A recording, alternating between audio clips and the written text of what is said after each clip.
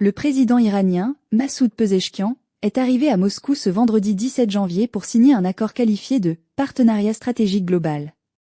Selon l'ambassade iranienne en Russie sur Telegram, cet accord porte sur la coopération économique et commerciale dans les domaines de l'énergie, de l'environnement, ainsi que sur les questions liées à la défense et la sécurité. Bien que les détails précis de l'accord restent flous, Moscou avait déjà signé un traité similaire en 2024 avec la Corée du Nord. Cette signature intervient dans un contexte diplomatique tendu. La Russie, qui nie la présence de soldats nord-coréens dans la région de Koursk, fait face à des critiques internationales croissantes. Le traité signé avec Pyongyang, ratifié par les députés russes en octobre 2024, prévoyait notamment une aide militaire immédiate en cas d'agression d'un pays tiers.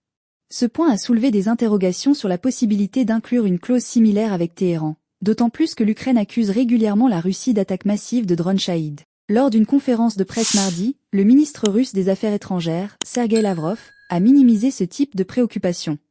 Nos collègues occidentaux veulent toujours trouver un sujet sur n'importe quelle question qui montrera que la Russie et l'Iran, la Russie et la Chine, la Russie et la Corée du Nord, sont en train de préparer quelque chose contre quelqu'un, a-t-il déclaré. Selon des sources diplomatiques iraniennes citées par le journal Commerçant, une priorité de cet accord est la coopération avec Moscou en matière de sécurité et de défense. Depuis son élection en juillet 2024, Massoud Pezeshkian a initié un rapprochement rapide avec Moscou. Les contacts personnels entre les deux pays se sont intensifiés, à l'exemple de la rencontre entre le président iranien et Sergueï Shoïgou, le secrétaire du Conseil de sécurité russe, en septembre dernier.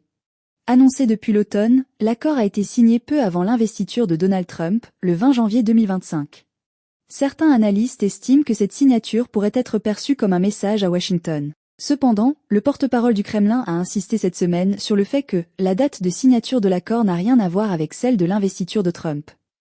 L'analyste Mikhail Vinogradov estime que cet accord représente plutôt un geste visant à montrer que les deux pays ne restent pas inactifs face à une administration américaine qu'il considère incertaine dans ses intentions. Moscou, qui sait qu'un tel accord pourrait irriter Israël et susciter des inquiétudes en Turquie, souhaite néanmoins éviter une escalade diplomatique trop visible. La Turquie, considérée comme un partenaire stratégique plus important, reste une pièce maîtresse dans les calculs de la Russie, notamment en l'absence de frontières terrestres partagées avec l'Iran.